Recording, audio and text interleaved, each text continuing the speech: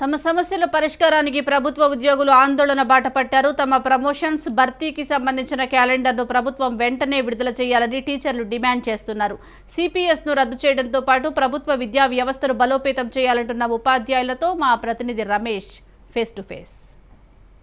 విద్యారంగంలో ఉన్నటువంటి సమస్యలను వెంటనే పరిష్కరించాలి. అలాగే ఉపాధ్యాయులకు సంబంధించి వేతనాలు, ఇతర అలవెన్స్లకు సంబంధించి, పిఆర్సీలకు సంబంధించినటువంటి అన్ని సమస్యలను వెంటనే పరిష్కారం చేయాలంటూ కూడా ఐక్య ఉపాధ్యాయ సంఘాల ఆధ్వర్యంలో ఇందిరా పార్క్ వద్ద ధర్నా చేపడుతున్నారు. వీటికి సంబంధించి పూర్తి వివరాలను కూడా ఉపాధ్యాయులను అడిగి తెలుసుకున్నాం. ఈ ధర్నా ఎందుకు చేయాల్సి వస్తుందండి మీరు ఉపాధ్యాయులకు?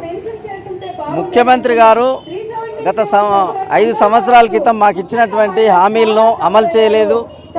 అట్లాగే పిఆర్సీ కాలపరిమితి దాటినప్పటికీ ఐఆర్ ఇవ్వలేదు. పిఆర్సీ కమిషన్ను ఇప్పటికీ ప్రకటించలేదు. దానికి తోడు పాఠశాలల్లో ఉపాధ్యాయులు 22,000 ఖాళీలు ఉంటే కేవలం 5,082కి మాత్రమే నోటిఫికేషన్ ఇచ్చారు. మిగతా వాళ్ళకు సంబంధించినటువంటిది భవిష్యత్తు ఏంది అనేటువంటిది ఇప్పటికీ తేలలేనటువంటి పరిస్థితి ఉన్నది. అట్లాగే సిపిఎస్కు సంబంధించి చూసినప్పుడు అది కేంద్రం పరిధిలో అని చెప్పి నెట్టివేయడానికి ప్రయత్నం చేస్తున్నారు. రాష్ట్ర ప్రభుత్వము దీన్ని రద్దు చేసి కేంద్ర ప్రభుత్వం పైన ఒత్తిడి చేయాలని చెప్పేసి యూఎస్పీసీగా మేము ప్రభుత్వాన్ని డిమాండ్ చేస్తున్నాం. గతంలో కూడా మీరు ఇట్లాంటి ఆందోళన కార్యక్రమాలు నిర్వహించారు. అయినా కూడా కొన్ని రాష్ట్రాలు కూడా సిపిఎస్ను రద్దు చేసి ఓపీఎస్ని అమలు చేస్తున్నటువంటి పరిస్థితి. తెలంగాణ రాష్ట్ర ప్రభుత్వం ఏమంటుంది? సిపిఎస్ విధానాన్ని 2004 జనవరిలో కేంద్ర ప్రభుత్వంలో ఉన్నటువంటి బీజేపీ ప్రభుత్వం తీసుకొచ్చింది. దాన్ని తెలంగాణ రాష్ట్రంలో సెప్టెంబర్ 2004 నుండి ఆనాడు ఉన్నటువంటి వైఎస్ రాజశేఖర రెడ్డి ప్రభుత్వం ఉమ్మడి ఆంధ్రప్రదేశ్ రాష్ట్రంలో మన రాష్ట్రంలో ప్రవేశపెట్టింది. అప్పటి నుంచి పోరాటాలు చేస్తూనే ఉన్నాం. సిపిఎస్ విధానాన్ని రద్దు చేయలేదు. దాని ప్రమాదాన్ని గుర్తించిన తర్వాత ఆందోళనలు మరింత ఉధృతమైనాయి. మరి ఇటీవల కాలంలో ఏవైతే కాంగ్రెస్ ప్రభుత్వాలు, రాష్ట్ర ప్రభుత్వాలు ఆనాడు సిపిఎస్ విధానాన్ని అమలు చేశాయో వాళ్ళ తప్పు తెలుసుకొని ఇవాళ రాజకీయ ప్రయోజనాల కోసం వాళ్ళు సిపిఎస్ని రద్దు చేస్తూ ఉన్నటువంటి సందర్భం ఉంది. ఇప్పటికి 6 రాష్ట్రాల్లో రద్దు చేశారు. మరి అదే పద్ధతిలో తెలంగాణ రాష్ట్రంలో కూడా 170,000 మంది ఈరోజు సిపిఎస్ విధానంలో బాధపడుతూ ఉన్నారు.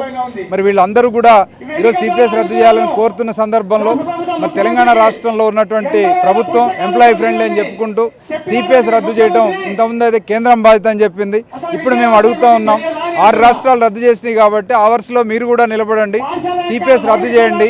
అట్లాగే సిపిఎస్ రద్దు చేసిన తర్వాత కేంద్రం మీద అల్టిమేట్గా జాతీయ పెన్షన్ విధానాన్ని రద్దు చేయడానికి, పిఎఫ్ఆర్డీని రద్దు చేయడానికి పోరాడదాం అందరం కలిసి అని చెప్పి ప్రభుత్వాన్ని డిమాండ్ చేస్తూ ఉన్నాం. మరి ఇది రద్దు చేయడంలో అటు కేంద్రం కానీ ఇటు ప్రభుత్వం ఇటు రాష్ట్రం కానీ, కేంద్రం రద్దు చేస్తే దేశం మొత్తానికి రద్దు అవుతుంది. రాష్ట్ర ప్రభుత్వం రద్దు చేస్తే 6 రాష్ట్రాల్లాగా 7వ రాష్ట్రంగా మన రాష్ట్రం మిగులు. కనుక ఆ రకంగా సిపిఎస్ విధానాన్ని రద్దు చేయాల్సినటువంటి అవసరం ఉందని చెప్పి కేంద్ర రాష్ట్ర ప్రభుత్వాలు ఇద్దరిని కూడా డిమాండ్ చేస్తూ ఉన్నాం. సమస్యలకు సంబంధించి ఉపాధ్యాయులను ఓవైపు భర్తీ చేయడం లేదు. పాత పోస్టులు ఏవైతే ఉన్నాయో అవి కూడా ప్రమోషన్ ద్వారా ఖాళీ అయినాయి, వాటిని భర్తీ చేయట్లేదు. KG2 PG అన్నారు, అది లేదు. ఉపాధ్యాయులకు సంబంధించి దీన్ని ఎట్లా చూస్తారు మీరు? కొట్లాడి తెచ్చుకున్న తెలంగాణలో ఒక్క డిఎస్సి కూడా నియామకం జరగలేదు. నిధులు నీళ్లు నియామకాల కోసం కొట్లాడితే నిధులు అనేవి ఉద్యోగులకి జీతాలు ఎన్నో తారీఖు వస్తాయో తెలియనటువంటి పరిస్థితి ఉంది. నియామకాలకు సంబంధించి ఈ ప్రభుత్వం విద్యారంగంలో ఒక్క డిఎస్సి వేయలే. గత ప్రభుత్వం వేస్తేనే అది సుప్రీంకోర్టులో పడి వాళ్ళు మొట్టికాయలు వేస్తే కొన్ని పోస్టులు ఇచ్చింది, కానీ అవి పూర్తి కాలేదు. రెండోది ఏంటంటే ఇటీవల కాలంలో 5,000 పోస్టులకు నోటిఫికేషన్ ఇచ్చింది, కానీ మాకు లెక్కల ప్రకారం సుమారుగా 22,000 పోస్టులు ఖాళీగా ఉన్నాయి. కాబట్టి సమాంతరంగా ఇంగ్లీష్ మీడియం పెట్టినప్పుడు ఇంగ్లీష్ మీడియానికి కూడా స్కూల్ పోస్టులు కేటాయించలేదు. కాబట్టి నియామకాలు జరపడం ద్వారా ప్రభుత్వ పాఠశాల బలోపేతమైతే, అదేవిధంగా ఎవరైతే ప్రభుత్వ పాఠశాల విద్యార్థులు వస్తున్నారో వాళ్ళకి మంచి నాణ్యమైన విద్య అందుతుంది. ఎప్పుడైతే బదిలీలు పదోన్నతులు చేయడం ద్వారా ఆ ఖాళీల్లోకి నియామకాలు చెప్పడంలో ప్రభుత్వ విద్యారంగం బలపెడుతుందని చెప్పి తెలియజేస్తున్నాం.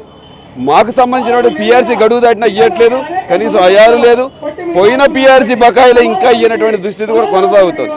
అత్యంత దుర్మార్గంగా 317 జీవో తీసుకొచ్చి కొట్లాడి తెచ్చుకున్న దేనికోసం అంటే స్థానికత కోసం, కానీ దాన్ని ఆధారం చేసుకోకుండా సీనియారిటీ పెట్టి స్థానికులందరినీ స్థానికేతర జిల్లాలకు పంపి అనేక మంది ఆత్మహత్యలకు కారణమైంది. 11 మంది ఉపాధ్యాయులు 3 ఉద్యోగులు చనిపోయడానికి కారణమైన ఈ పాలకులు ఉన్నారు. కాబట్టి ఏదైతే స్థానికత కోల్పోయిన ఉపాధ్యాయులు ఉన్నారో, స్పౌస్ పేరుతో అన్యాయానికి గురైన ఉన్నారో 317 జీవోను సరిచేసి అమలు చేయాలని కోరుతున్నాం. ఇక సిపిఎస్ ఖచ్చితంగా రద్దు చేయాల్సిన పరిస్థితి. ప్రభుత్వ ఉద్యోగులు ఉపాధ్యాయులకు సంబంధించి 30కి పైగా డిమాండ్లను నెరవేర్చాలంటూ కూడా ఐక్య ఉపాధ్యాయ సంఘాలు డిమాండ్ చేస్తున్నాయి. దాంతోపాటు తెలంగాణ రాష్ట్ర ప్రభుత్వం హామీని ఇచ్చినటువంటి KG to PG ఉచిత విద్యలో భాగంగా హామీలను నెరవేర్చడంతో పాటు ప్రభుత్వ విద్యను బలోపేతం చేయాలి. అలాగే విద్యారంగంలో ఉన్నటువంటి కార్పొరేటీకరణ ఏదైతే ఉందో, ప్రైవేటీకరణ, కార్పొరేటీకరణ విధానాలను కూడా తొలగించాలి. ఖాళీగా ఉన్నటువంటి ఉపాధ్యాయ పోస్టులను భర్తీ చేసి ఏదైతే సామాజిక తరగతులకు సంబంధించి ప్రభుత్వ పాఠశాలలే కీలకంగా ఉన్న నేపథ్యంలో ప్రభుత్వ విద్యా వ్యవస్థను కూడా బలోపేతం చేయాలని ఐక్య ఉపాధ్యాయ సంఘాలు మరియు ఉపాధ్యాయులు కూడా డిమాండ్ చేస్తున్నారు. వీడియో జర్నలిస్ట్ భరత్తో రమేష్, హైదరాబాద్.